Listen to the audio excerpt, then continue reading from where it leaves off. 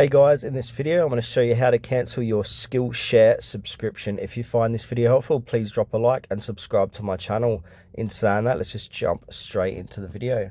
Alright, the first thing what you want to do is, I'm just going to open up my notes here, and on desktop there's a few different ways to do this. So go to the Skillshare website and log into your account, and then click on your profile picture in the top right hand corner and select account settings from that drop down menu. Then from there, navigate to the subscriptions tab. Click on manage subscription and then select cancel subscription. Follow the on-screen prompts to complete the cancellation process.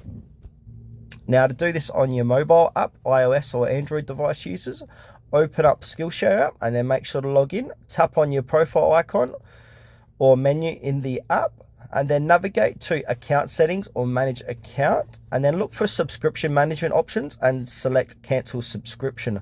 After completing the cancellation process, ensure you have received a confirmation email or notification to verify that your subscription has been successfully cancelled.